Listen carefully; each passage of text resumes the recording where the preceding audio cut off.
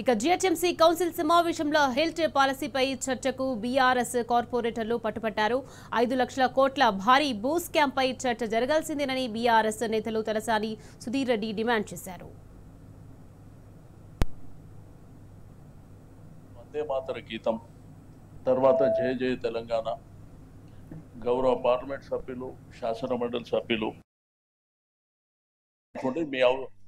మీ share ఛాంబర్లో కూడా మాట్లాడినప్పుడు ఇక్కడ నేను ఎంఐఎం మిత్రులకు కానీ బీజేపీ మిత్రులకు అందరికీ కూడా ఇది మన దేశభక్తి కాబట్టి 150 వసంతాలు పూర్తి చేసుకున్న సందర్భంలో అది మన ప్రైడ్ చెప్పారు. చాలా సంతోషం అందరూ కూడా. అయితే రఘునందన్ గారు చెప్పినప్పుడు వీళ్ళు లేవలేదు అనేటువంటిది ఫస్ట్ స్టార్ట్ అయినప్పుడు లేవలే, తర్వాత అందరు లేచారు వాళ్ళు. తర్వాత రెండోది హౌస్ అటెన్షన్ అనేది మేయర్ గారి దృష్టికి వచ్చినా సభ దృష్టికి వచ్చినా ఎక్కడైతే అఫీషియల్ గా మైక్ ఇచ్చినప్పుడు మాట్లాడిందే వస్తుంది. సైడ్ లో ఉండి ఏదేదో మాట్లాడుకొని లేనిపోని ఇష్యూస్ రేజ్ చేయడం మూలాన అనవసరంగా ఇక్కడ ఉన్నటువంటి వాళ్ళం మనం అందరం ఒకటే. ఎందుకంటే ఈ యొక్క హైదరాబాద్ జంట నగరాలు అనేటి నీకు భారతదేశంలో అన్ని వర్గాల ప్రజలు ఇక్కడ పుట్టి పెరిగిన వాళ్ళమే కాకుండా దేశంలో ఉన్నటువంటి అన్ని వర్గాల ప్రజల్ని ఆకర్షించింది హైదరాబాద్. కాబట్టి मेरा रिक्वेस्ट है कि गुजारिश भी है सब मिलजुल के रहना. అందరు కూడా నేను రిక్వెస్ట్ చేస్తున్నా, మీరు పర్మిషన్ ఇచ్చినారు ఆల్రెడీ 2 పాటలు కూడా అది మన ప్రైడ్ కాబట్టి తప్పకుండా మేము కూడా దానికి సహకరించినాం. అయితే నేను మేయర్ గారికి సభకు ఒక రిక్వెస్ట్, జంట నగరాలు మీకు నిజాం ప్రభుత్వం నుంచి 5 లక్షల జనాభాకు సరిపడేటువంటి ఫెసిలిటీస్ మనకు ఆ రోజుల్లో నిజాం గవర్నమెంట్ లో స్టార్ట్ అయినాయి.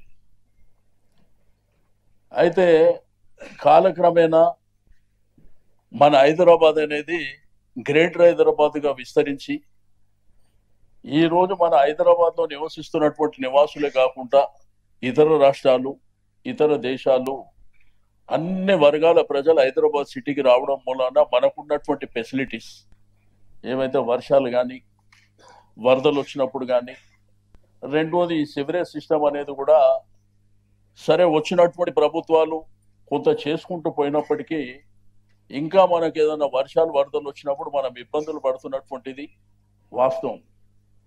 దాంట్లో మీకు ఓపెన్ నాలాస్ కావచ్చు, సివరేజ్ సిస్టమ్ కావచ్చు, లైటింగ్ కావచ్చు, అంటే మనకు ఉన్నటువంటి స్థలాలే తక్కువ.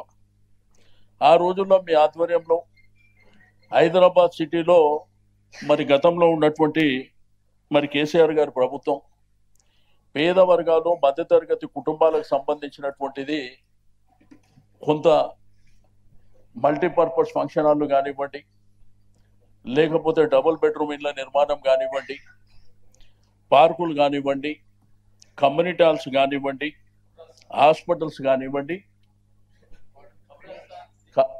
కబ్రస్థాన్ అనేటువంటిది కూడా ప్రధానమైనటువంటి అంశం.